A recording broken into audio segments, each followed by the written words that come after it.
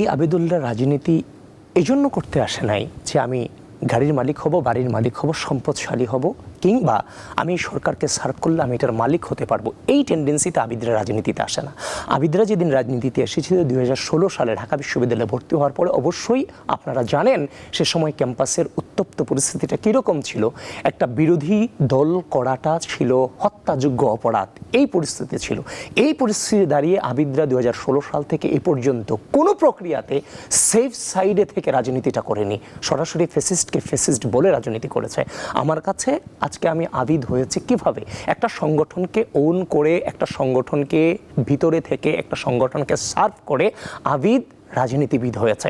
এবং আমি ওই সংগঠন, আমি অন্যায়ের বিরুদ্ধে লড়াই করে ওই জায়গাটাতে ছিলাম। সুতরাং আমরা শুধুমাত্র সংগঠনের স্বার্থে বেড়ে উঠিনি, আমরা একটা রাষ্ট্রের ক্রোশাল মোমেন্টে, রাষ্ট্রের প্রশ্নে আমরা বেড়ে উঠেছি। আমাদের কাছে আগে রাষ্ট্র, তারপরে সংগঠন, আমরা সেটাকে ওন করি, এটা আমরা রাজপথ থেকে শিখে এসেছি।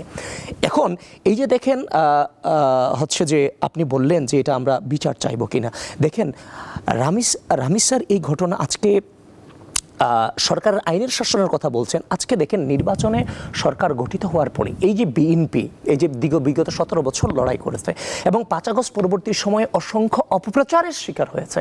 এবং এই জাতীয় নির্বাচনের আগে চরম যেই পেজগুলো আপনি চিনে থাকবেন, যে পেজ কিংবা যে আইডিগুলো আমরা যখন আহত হতাম তখন আমাদেরকে নিয়ে লিখে সিম্পাথি গেইন করে যে মানে অডিয়েন্স গ্যাদার করতো, সকল ধরনের অডিয়েন্সকে পেজগুলোতে আনতো। 5 আগস্টের পরে ওই পেজ থেকে আমাদের বিরুদ্ধে দুর্নাম ছড়িয়েছে। আমাদের পেজে পরিকল্পিত বা আমাদেরকে রাজনৈতিকভাবে মোকাবেলা করতে না পেরে আমাদের চরিত্র হনন করার অপচেষ্টা করা হয়েছে, বা এই নির্বাচনের আগে দেদারসে এই ধরনের অপপ্রচার চালানো হয়েছে। এই অপপ্রচারকে মোকাবেলা করে আমরা রাষ্ট্রের দায়িত্বে এসেছি।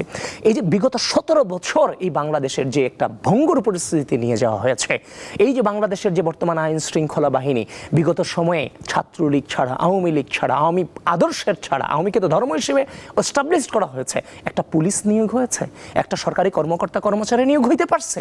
গত 17 বছরের সকল অন্যায় অত্যাচার অবিচার করে রাষ্ট্রকে ধ্বংস করে দেওয়া হয়েছে। এরপরে বিএনপি ভঙ্গুর অবস্থায় রাষ্ট্রের দায়িত্ব নিছে। বিগত সময়ের সকল অন্যায়ের রেজাল্টগুলো এখন আসা শুরু করেছে। আপনি দেখেন এখন যে সরকার ক্ষমতায় গ্রহণ করার পরে তেলের সংকট সৃষ্টি হয়েছে, যেটা শুধু বাংলাদেশে না, এটা বৈশ্বিক সংকট ছিল। কিন্তু বিরোধী দল সেটা নিয়ে রাজনীতি করার চেষ্টা করেছে, অপচেষ্টা করেছে এবং সরকারকে বিভিন্ন দায় দেওয়ার চেষ্টা করেছে, যেটা উচিত হয়নি। শুরু হয়েছে এই সংকট দিয়ে। এরপরে হামের যে টিকা, এই যে হাম যেটা এসেছে, এটা তো এই সরকার এটার সাথে সম্পৃক্ত না। ইন্টারিমের আমি শেষ করতে চাই ইন্টারিমের আমলে প্রায় 10 বার ইউনিসেফ সরকারকে সচেতন করেছে হাম সম্পর্কে, এটা তারা দায়িত্ব জ্ঞানহীন তার পরিচয় দিয়েছে।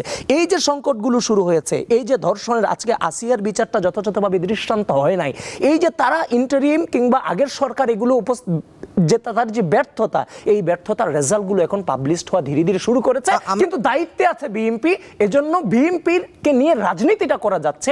এখন যারা এটা নিয়ে রাজনীতি করতে চায় কিংবা সরকারকে দায় দিতে চায়, তাদের উদ্দেশ্য সমস্যার সমাধান না, তাদের উদ্দেশ্য তারা রাজনীতি করতে চায়।